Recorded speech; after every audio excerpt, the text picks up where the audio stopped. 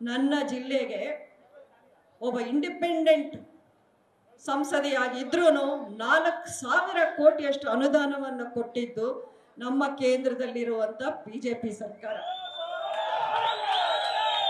ಅಷ್ಟೇ ಅಲ್ಲ, ಅವರು ಪ್ರತಿಯೊಂದು ವಿಷಯದಲ್ಲೂ ನನ್ನನ್ನು ವಿಶ್ವಾಸಕ್ಕೆ ತಗೊಂಡು ನನ್ನನ್ನು ಕರೆಸಿ ಮಾತಾಡಿ ವಿಷಯವನ್ನ ಅವರು ಕೂಲಂಕುಷವಾಗಿ ನನಗೆ ಅರ್ಥ ಆಗೋದು ಮಾಡಿ, ನೀವು ನಿಮ್ಮಂಥ ನಾಯಕತ್ವ ನಮ್ಮ ಪಾರ್ಟಿಗೆ ಬೇಕಿದೆ, ನೀವು ಬೇರೆ ಯಾವುದೇ ನಿರ್ಧಾರ ತಗೊಳ್ಬೇಡಿ ಅಂತ ಒಬ್ಬ ದೇಶದ ಪ್ರಧಾನಿ ಸ್ವತಃ ನನಗೆ ಹೇಳ್ತಾರೆ ಅಂದ್ರೆ ಅಲ್ಲಿ ನನಗೆ ಗೌರವ ಇದೆಯೋ ಇಲ್ಲ.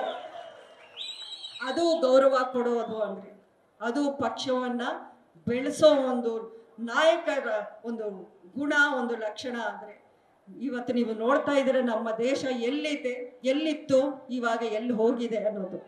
ಇಡೀ ಜಗತ್ತಲ್ಲೇ ಇಂಡಿಯಾ ಅಂದ್ರೆ ಎಲ್ಲರೂ ತಿರುಗಿ ನೋಡೋಂಗೆ ಮಾಡಿರೋದು ನಮ್ಮ ಹೆಮ್ಮೆಯ ಪ್ರಧಾನಿ ಮಂತ್ರಿಗಳಾದ ನರೇಂದ್ರ ಮೋದಿ ಅವರು. ಅವರು ಯಾವುದೇ ಒಂದು ಹೆಜ್ಜೆ ಹಾಕಿದ್ರು ಅಭಿವೃದ್ಧಿಯೇ ನನ್ನ ಮೂಲ ಮಂತ್ರ, ಆ ಮಂತ್ರವನ್ನೇ ಹೇಳ್ಕೊಂಡು ಅವ್ರು ಹೋಗ್ತಾರೆ ವಿನಃ ಅವರು ಯಾವತ್ತೂ ಸ್ವಾರ್ಥ ರಾಜಕಾರಣ ಮಾಡಿದ್ದವರಲ್ಲ.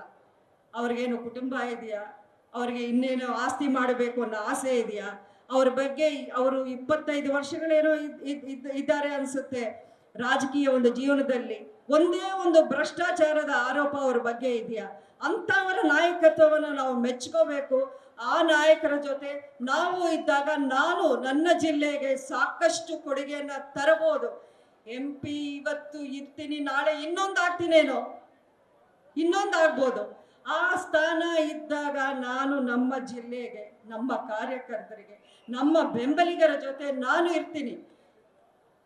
ನಾನು ಈ ಒಂದು ಚುನಾವಣೆಯಲ್ಲಿ ಮಾತ್ರ ಸ್ಪರ್ಧೆ ಮಾಡ್ತಾ ಇಲ್ಲ, ಆದ್ರೆ ಮಂಡ್ಯದಿಂದ ನಾನೇನು ನಿರ್ಗಮನ ಆಗ್ತಿಲ್ಲ.